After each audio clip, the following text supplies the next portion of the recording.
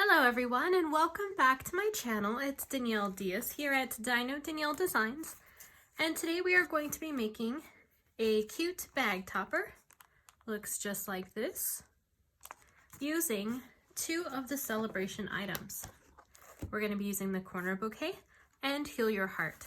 So that's going to be found in the celebration January 5th through February 28th brochure. And both of these are the level 1 free with a $50 purchase. We are also going to be using some of the Oso Ombre paper, which is also one of the free with $50 purchase items. So let's go ahead and get started. Here are all the pieces that you will need. If you don't have these prepared, go ahead and pause the video and then play when you are ready. If you need the measurements still, they're going to be found at dinodanielledesigns.com, and you can print out or save the recipe card on there with all the measurements you need. All right, let's get started. So first we're going to start with our stamping. So we need the small ombre piece, and make sure you place it in the direction that you prefer. I want the darker on the top and lighter on the bottom, so that's the way I'm going to stamp it. And I'm going to be using the Wishing I Could Heal Your Heart, since we are going to be using some hearts back there. And I believe I am going to fill this up with the Dove heart chocolates. I found some that are purple, and they match pretty well with the blackberry and rich raspberry colors we're using. Alright, so I'm going to go ahead and get this nice and inked up. There we go. Now I am going to fussy cut this out, but I don't want to smudge it, so I'm going to let it dry just a tad. Let's go ahead and put some of our other pieces together. So we are going to be using some Stampin' Seal. So here we are. Let me put this off to the side.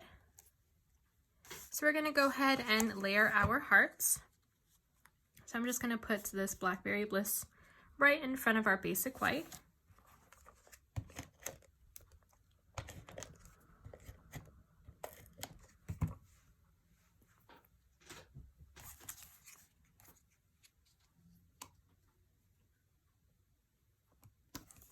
There we go. All right, let's go ahead and layer these on here. And I'm going to close this up while I work. And I'm just going to use another clear block to hold this down. Awesome.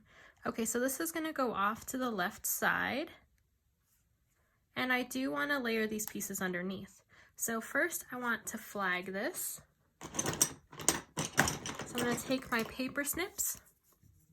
I'm going to cut a snip right in the middle, and then from the corner I'm going to cut all the way to that center line, and on the other side I'm going to cut to that center line. And there we go, we have a simple flag. And we are going to layer this behind along with our piece of ribbon.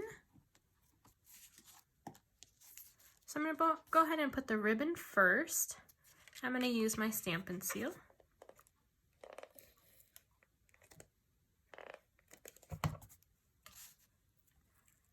Layer this down here. And I went a little off center, so not quite in the middle, a little bit further down, since I am going to be putting this piece on top. Just like that.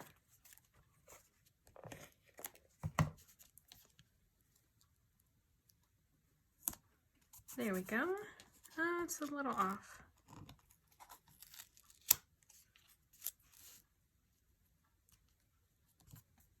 There we go. That's straighter.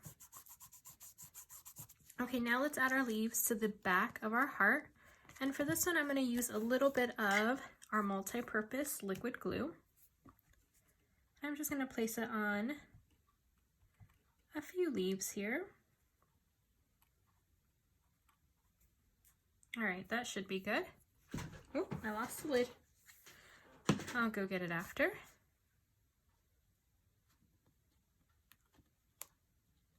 Okay. And I do want it hanging out on the bottom. That looks like a good placement. All right, let's go ahead and add dimensionals and add this to our topper.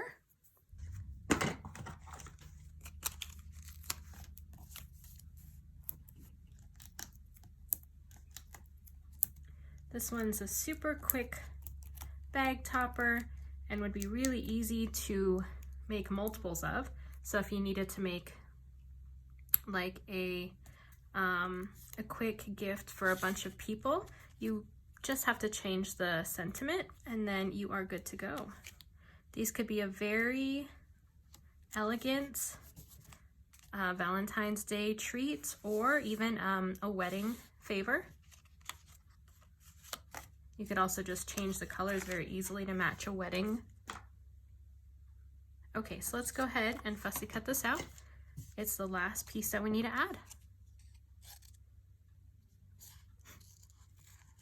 And for this one, I did get pretty close to each of the letters.